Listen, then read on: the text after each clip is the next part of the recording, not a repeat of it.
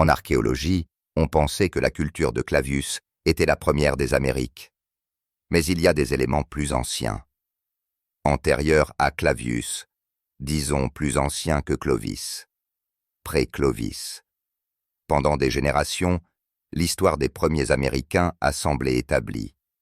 D'anciens Sibériens ont traversé un pont terrestre vers un continent gelé il y a 13 000 ans. Mais la science et la technologie ont évolué, et avec elles, la vérité sur notre passé. Dans des laboratoires éclairés par la lumière ultraviolette et la précision, de nouvelles analyses ADN ont commencé à murmurer une vérité différente. Une vérité qui remonte l'horloge humaine de milliers d'années et relie des continents que l'on croyait autrefois déconnectés.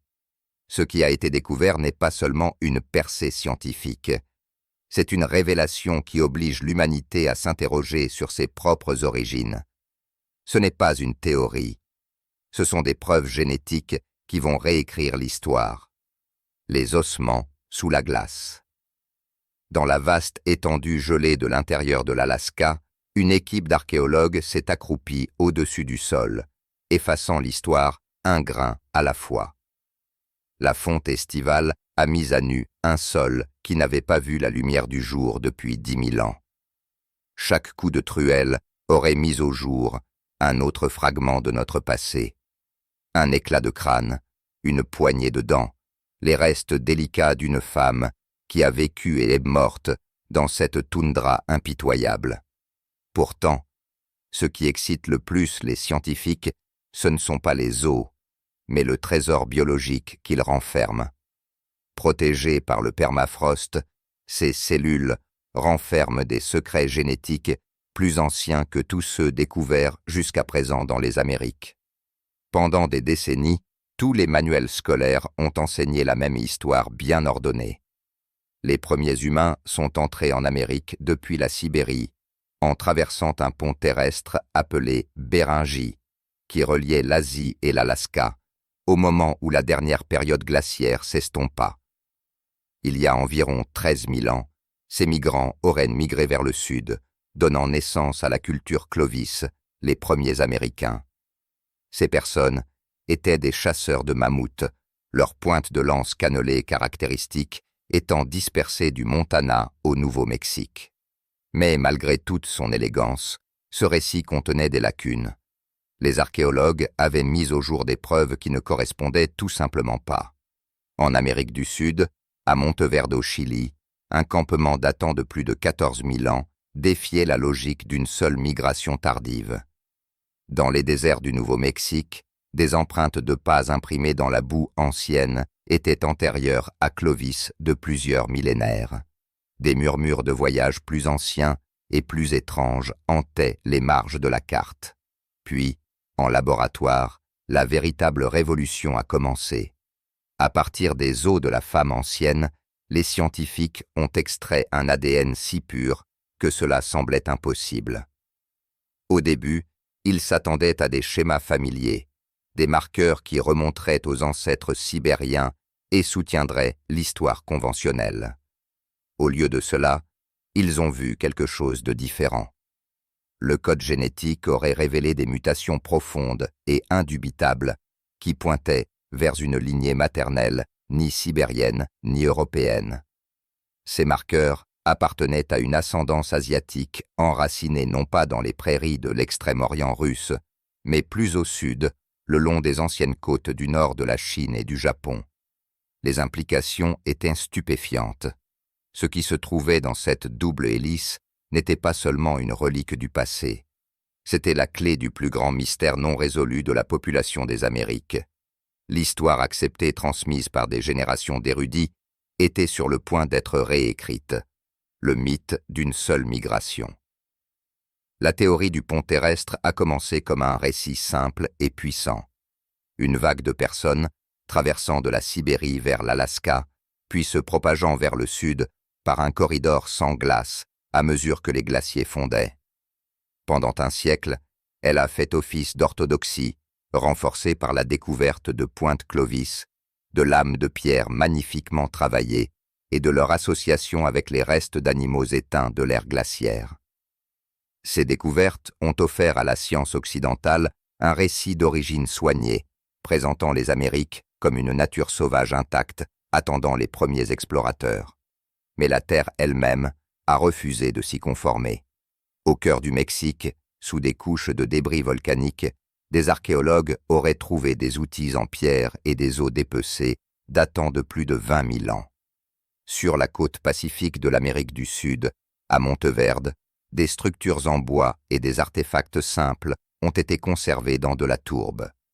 La datation au radiocarbone remonte à près de 15 000 ans avant le présent. Encore plus au nord, dans les sables blancs et secs du Nouveau-Mexique, des chercheurs auraient découvert des empreintes humaines antérieures à la culture Clovis de plusieurs milliers d'années. Au début, ces découvertes ont été rejetées ou ignorées car leurs implications étaient trop perturbatrices. Mais à mesure que les méthodes de datation s'amélioraient, les preuves sont devenues impossibles à nier. Des artefacts, des campements, d'anciens coprolites et des excréments humains transformés en pierre auraient révélé une chronologie qui défiait le modèle de la migration unique. Les personnes qui ont laissé ces traces étaient arrivées bien avant l'ouverture des corridors de glace. Pourtant, la communauté scientifique, investie dans le récit d'une seule migration, a hésité. L'histoire avait été répétée pendant si longtemps que la remettre en question semblait hérétique. C'est la génétique qui a finalement forcé une remise en question. Lorsque les chercheurs ont comparé l'ADN ancien d'Alaska à des échantillons provenant de toute l'Asie et des Amériques, des schémas sont apparus qui n'avaient pas leur place dans le modèle uniquement sibérien. Certaines séquences d'ADN mitochondrial correspondaient à des populations du nord de la Chine, côtière et du Japon, des régions avec une histoire maritime remontant à plus de 20 000 ans. Même les communautés indigènes modernes des Amériques portaient de rares marqueurs génétiques liés à ces lignées asiatiques. La traversée de la Béringie, s'est-il avéré, n'était qu'un seul chemin. Il y avait eu de nombreuses racines, de nombreuses vagues et de nombreux pionniers oubliés. Les premiers Américains ont peut-être contourné le bord de la glace, pagaillant le long des côtes riches en varech, au lieu de marcher péniblement sur des plaines gelées. L'histoire du peuple américain était plus complexe, plus ancienne et beaucoup plus interconnectée que quiconque ne l'avait imaginé. Les mers de la migration. Pour déverrouiller les véritables origines des premiers Américains, les scientifiques se sont concentrés sur l'ADN mitochondrial, l'héritage génétique transmis exclusivement de la mère à l'enfant. Il perdure à travers les générations, se recombinant rarement, agissant comme une capsule temporelle vivante de la descendance maternelle.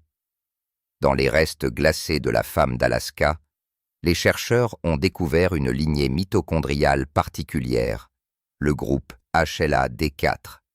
Cette signature génétique était extrêmement rare parmi les populations modernes, apparaissant seulement dans quelques groupes dispersés en Asie de l'Est et dans les Amériques, mais ses racines étaient indubitables, se ramifiant plus profondément dans les anciennes côtes du nord de la Chine. L'histoire racontée par cette piste génétique n'était pas celle de chasseurs marchant péniblement à travers la toundra sans fin, mais de petits groupes de familles se déplaçant le long des rivages. Des preuves archéologiques du Japon et de l'Extrême-Orient russe auraient soutenu le même modèle. Des cultures maritimes qui récoltaient des coquillages, pêchaient dans des eaux glaciales et construisaient des bateaux capables de traverser de vastes étendues de mer ouvertes. Au fil des générations, ces personnes ont suivi le bord du cercle Pacifique, sautant de crique en crique, d'île en île. Ils ont apporté avec eux le plan génétique qui, des millénaires plus tard, apparaîtrait dans les eaux sous la glace d'Alaska. À travers les mers, l'héritage a été préservé, une lignée de résilience, d'adaptation et de survie. Ces femmes anciennes portaient non seulement leurs enfants, mais aussi le souvenir de voyages au-delà de l'horizon. Leurs descendants se seraient dispersés à travers les Amériques, façonnant le paysage génétique de continents entiers, sans jamais connaître la pleine ampleur du voyage que leurs ancêtres avaient commencé. Au moment où les scientifiques ont fini de décoder l'ADN et d'assembler la chronologie, la vérité était indéniable. L'histoire des premiers peuples d'Amérique n'était pas une simple marche à travers les terres, mais une mosaïque de migrations motivées par la curiosité, le courage et l'ingéniosité de personnes qui considéraient la mer comme une autoroute plutôt que comme une barrière. Cette nouvelle compréhension, forgée à partir des eaux sous la glace, obligerait les manuels scolaires à changer et remettrait en question le fondement même de ce que signifie être américain. L'histoire des migrations humaines, autrefois considérée comme un récit de simples mouvements et de conquêtes, s'est révélée être une tapisserie de mères, de filles et de fils, chacun portant en lui l'écho d'un voyage plus ancien et plus extraordinaire que quiconque n'aurait jamais rêvé. La chronologie gelée. La recherche des premières empreintes de pas dans les Amériques a toujours dépendu d'une course contre le temps lui-même. Pendant des décennies, la meilleure technologie que la science pouvait offrir était la datation au carbone. L'épinglage de la migration à une fenêtre d'environ 13 000 ans, l'ère du peuple Clovis, définie par ses pointes de lance cannelées caractéristiques et une traversée de livres d'histoire sur un corridor sans glace. Mais la science, agitée par nature, exigeait plus de précision. Grâce aux nouvelles avancées de la datation des pointes, les chercheurs auraient aligné les taux de mutation de l'ADN ancien avec les âges solidement datés des restes humains. La chronologie qui en a résulté a brisé les anciennes certitudes. Les premiers humains sont arrivés dans le Nouveau Monde, non pas il y a 13 000 ans, mais il y a 22 000 ans. Cette révélation a réécrit le scénario, plaçant des personnes en Amérique du Nord pendant le dernier maximum glaciaire, une épopée où deux immenses calottes glaciaires ont scellé le continent dans un silence gelé. La question évidente, une fois que cette chronologie s'est déplacée, était de savoir comment quiconque aurait pu survivre, et encore moins migrer, à travers un isolement aussi impitoyable. L'image traditionnelle, des bandes de chasseurs marchant péniblement sur un étroit pont terrestre dans un bref corridor de chaleur, ne correspondait plus aux preuves. Au lieu de cela, la réponse a émergé de la mer. Le cercle Pacifique, cette longue limite en forme de croissant de terre et d'océan, a toujours été un lieu d'abondance, même pendant l'ère glaciaire.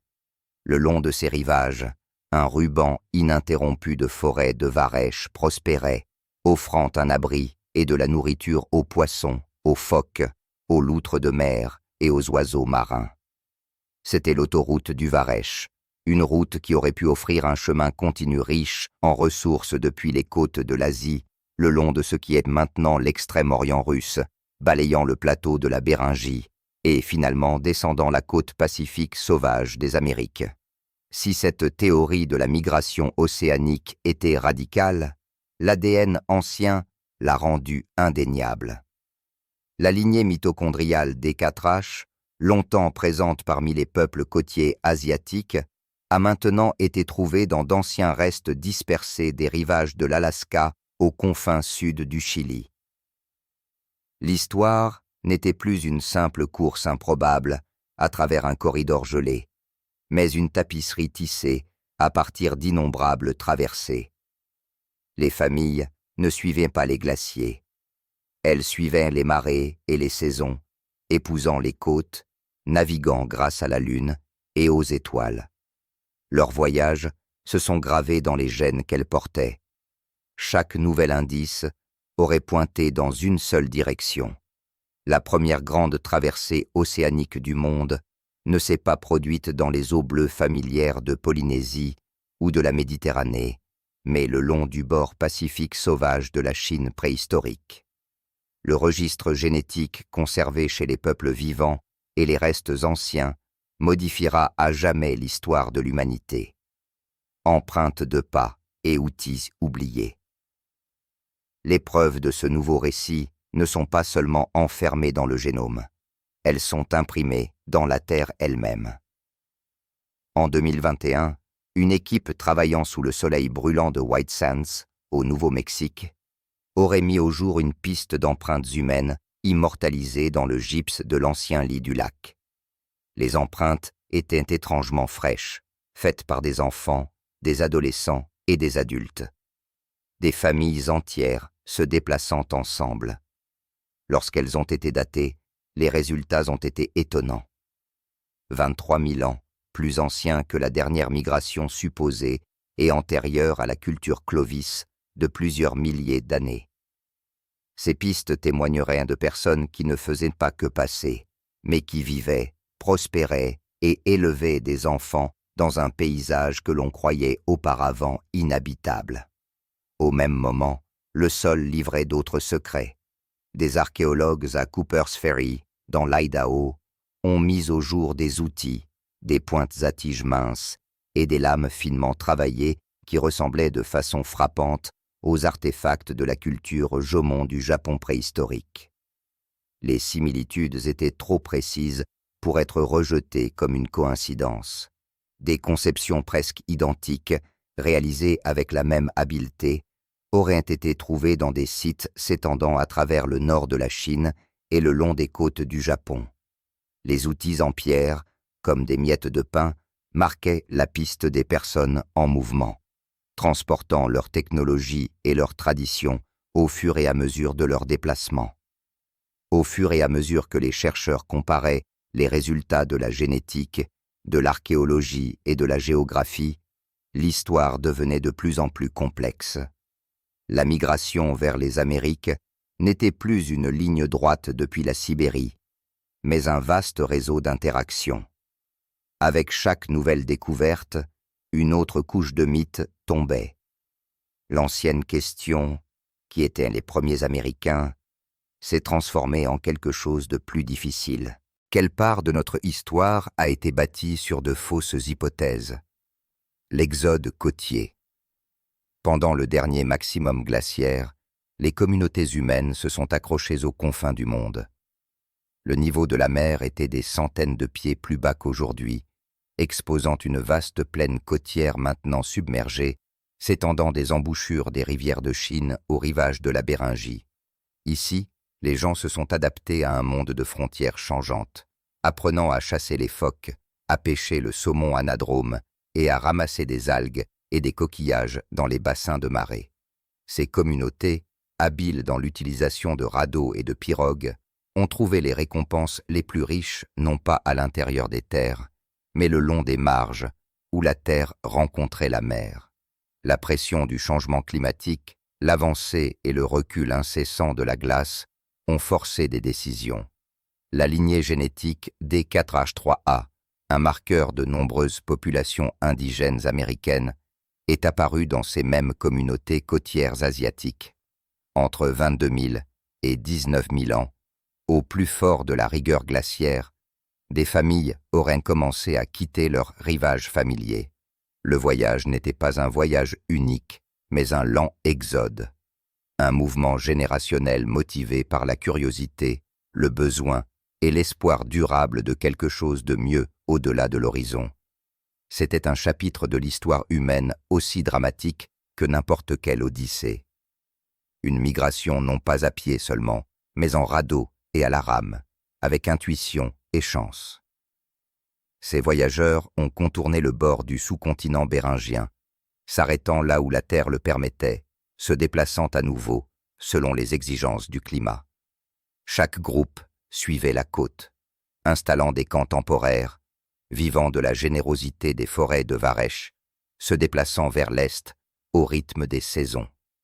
Alors que la glace se refermait sur l'intérieur de l'Asie, des familles se sont dirigées vers le rivage, suivant les ressources marines le long du bord du Pacifique, bravant les tempêtes et s'adaptant à un corridor de terre et d'eau changeante. Lorsque les glaciers ont fondu, certains ont pu se diriger vers l'intérieur des terres, tandis que d'autres ont parcouru l'arc de la côte jusqu'à la pointe de l'Amérique du Sud. Il s'agissait de la plus ancienne expansion transocéanique au monde, antérieure à la dispersion polynésienne de dizaines de milliers d'années.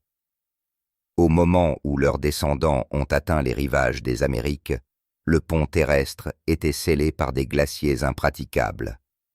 Leur arrivée n'était pas une marche sur la toundra, mais une série de débarquements. La culture a évolué, les outils ont évolué, mais les signatures génétiques sont restées. Les premiers Américains étaient des marins originaires d'Asie, naviguant sur une côte glacée bien avant que l'agriculture ou les villes n'aient jamais été rêvées. La confirmation de ces découvertes a envoyé des ondes de choc à travers l'anthropologie, l'archéologie et la génétique. Les anciennes cartes, avec leurs flèches bien ordonnées, pointant à travers un seul corridor, étaient soudainement dépassées. Le long du cercle pacifique, des enclaves d'humanité s'étaient élevées et avaient disparu. Dans les îles Kouril, Sakhaline, Hokkaido et finalement la Béringie elle-même. L'héritage de cette migration se retrouve dans plus que des artefacts, mais dans l'ADN des Américains eux-mêmes. Et ce ne sont pas seulement les données mitochondriales de la lignée maternelle qui l'ont prouvé. Les échos dans le génome. Si l'ADN mitochondrial suit le voyage des mères, le chromosome Y enregistre la lignée des pères. Lorsque les scientifiques séquencent l'ascendance paternelle des restes anciens, ils découvrent une harmonie étonnante. La même lignée de chromosomes YC2AL1373, présente le long des plaines côtières du nord de la Chine, a fait surface dans les eaux anciens des Amériques. Dans un cas extraordinaire, des restes masculins de la plaine de la rivière Songua, conservés pendant 14 000 ans, portaient à la fois la lignée C2AL318 et le type mitochondrial D4H3A, la même combinaison que l'on retrouve aujourd'hui parmi les communautés indigènes américaines. C'était un pont génétique construit non pas par des explorateurs solitaires, mais par des familles entières. Cette découverte a sapé l'ancienne image de la préhistoire comme un récit de guerriers ou d'aventuriers. Les migrations n'étaient pas définies par la conquête, mais par la connexion, des hommes, des femmes et des enfants se déplaçant ensemble, transportant des langues, des coutumes et une résilience d'un continent à l'autre. Les générations ont passé, les cultures se sont mélangées et de nouvelles sociétés sont nées.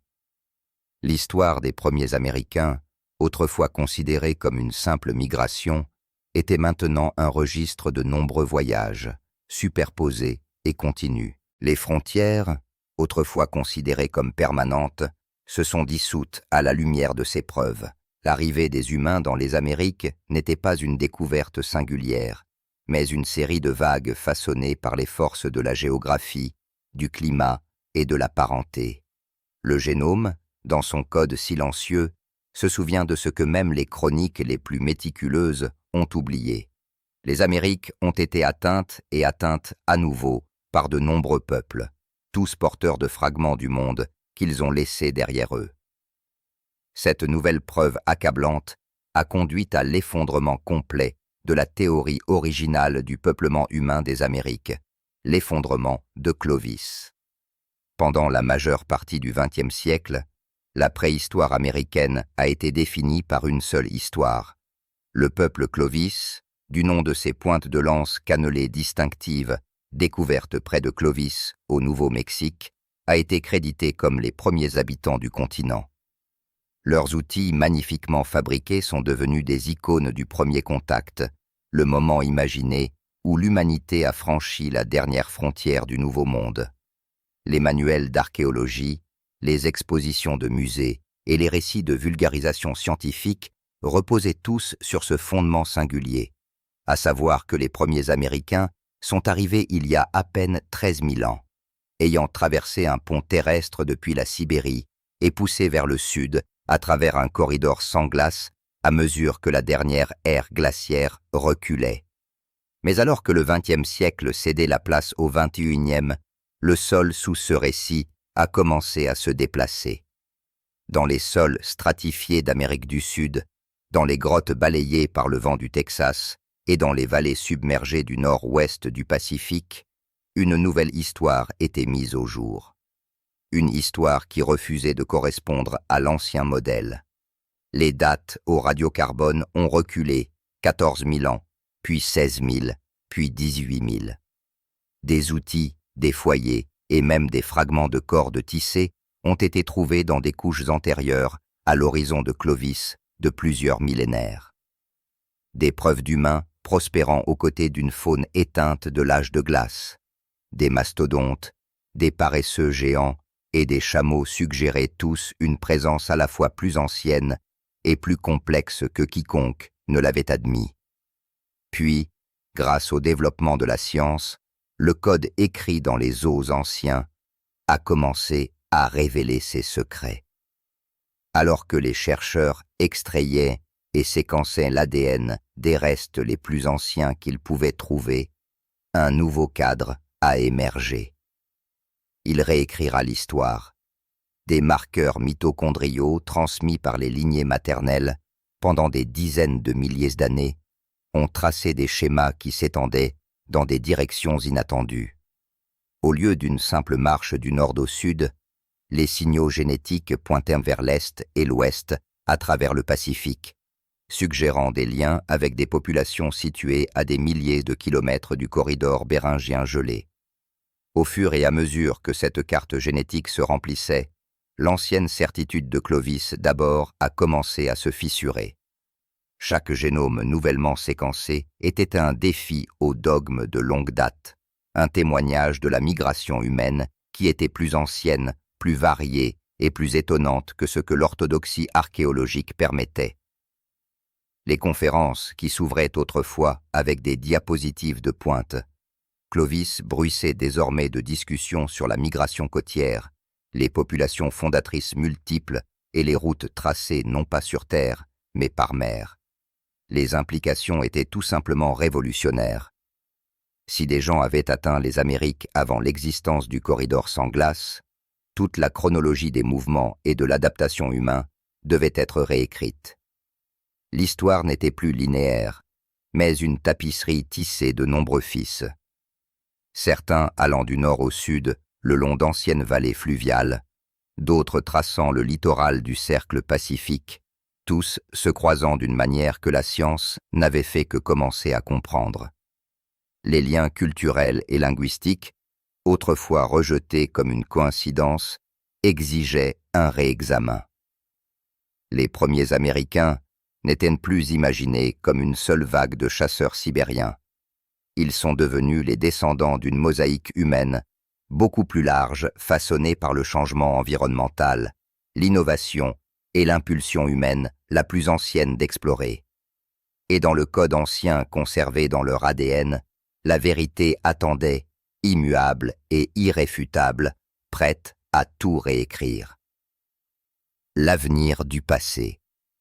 Aujourd'hui, dans des laboratoires dispersés à travers les continents, des fragments d'os et de dents livrent leurs secrets sous des microscopes et des séquenceurs. À chaque nouvelle extraction, l'histoire de la façon dont les humains ont rempli le monde devient plus riche, plus étrange et plus interconnectée, prouvant que le peuple Clovis n'a pas été le premier à traverser les Amériques il y a 13 000 ans.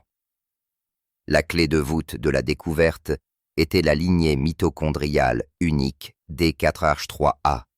Ce marqueur trouvé dans les restes des premiers Américains, le long de la côte ouest et profondément à l'intérieur des terres, était longtemps supposé avoir des racines sibériennes. Mais lorsque les généticiens ont suivi sa piste à travers le Pacifique, ils ont découvert quelque chose d'étonnant. Les branches les plus profondes de D4H3A pointaient non pas vers la steppe sibérienne, mais vers les côtes rocheuses du nord de la Chine, une région où la dernière période glaciaire avait poussé les gens à l'extrémité même de la terre et de la mer. Au fur et à mesure que les données s'accumulaient et que les études évaluées par des pairs affirmaient les découvertes génétiques, les implications étaient impossibles à ignorer.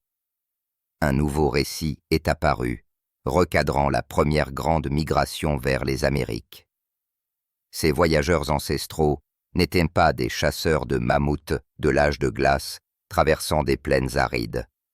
C'étaient des voyageurs côtiers façonnés par un monde de bassins de marée, d'estuaires et d'horizons sans fin. L'histoire elle-même était en cours de révision, non pas avec des spéculations, mais avec le code incontestable trouvé dans chaque cellule ancienne. La division entre l'Asie et les Amériques, autrefois imaginée comme une frontière vaste et finale, a été remplacée par une vision d'êtres humains liés par les marées, les vents et une faim incessante pour l'inconnu.